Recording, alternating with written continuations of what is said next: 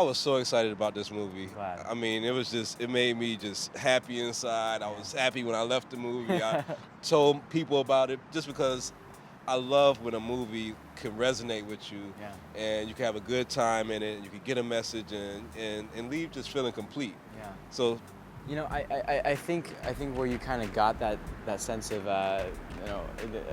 fulfillment almost from watching the film is, for me, when you watch the film, the cast is so diverse, and in the way they look and their personality that you know, around the world, when people go and see the film, they're going to be able to relate to one of these characters. You know, and for me, obviously, I relate to Hero very much, but you know, it doesn't matter who goes to see the film, they're going to be able to see a little bit of themselves in one of these characters, and that's why you walk away feeling so, I don't know, just, man, you were able to relate to a character, and that's what's so special about this film. but it was so much like real life because it wasn't pronounced. It wasn't like, oh, we're gonna have this first Asian American hero or something like that. It was just like y'all were just naturally in the movie together. But that you know, this film reflects modern day. You know, you look at the United States. It's the melting pot of the world. So this is one of those films that's like that represents that statement. You know, if you are the melting pot of the world, you gotta have a diverse cast in film, in television, whatever it is. And you know, they don't make a big deal about the fact that he's Asian American, and they shouldn't. You know, because it's set in an Asian American city, San Francisco and Tokyo put together. You know, and that represents, you know, how, you know, the direction that everyone's heading in. People are becoming more mixed race, you know, and that I am Japanese and I am Caucasian, and there are a lot of people who are, you know, half, you know, Hispanic and half, oh man, I don't even know, just Alaskan. I don't know, you know what I mean? Like, not Alaskan, but like, yeah, I don't know. Everyone's blending together, and this film is a perfect representation of that. My aunt asks, we were at school all day. Got it. We jumped out a window. No, but quiet. Shh. Shh, we jumped out a window. You can't say things like that around Aunt Cass. Shh.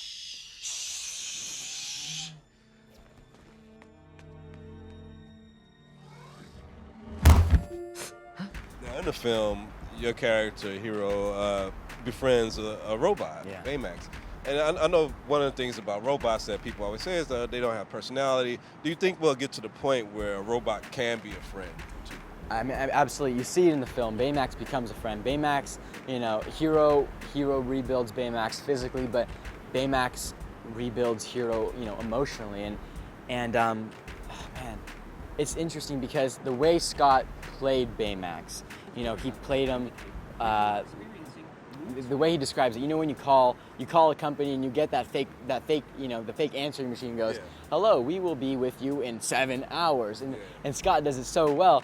But the thing is, Baymax is a blank slate. The audience projects the feelings, the emotions, the thoughts into Baymax. So it's really, that's why Baymax is so special, is because of that relationship the audience has, kind of filling in what's not really there with Baymax. Yeah.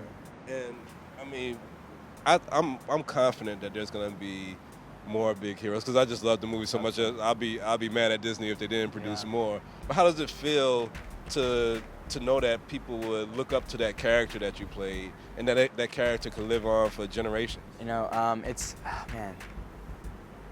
I'm very proud to be a part of this film. I'm very proud to be able to voice Hero, and I'm very thankful that, you know, that they put that you know, that weight on me, and I'm man, you know, I hope I do the character justice, and I hope the people love this character because you know, the message of the character: be unapologetically yourself. Don't try and conform. Don't try and change yourself.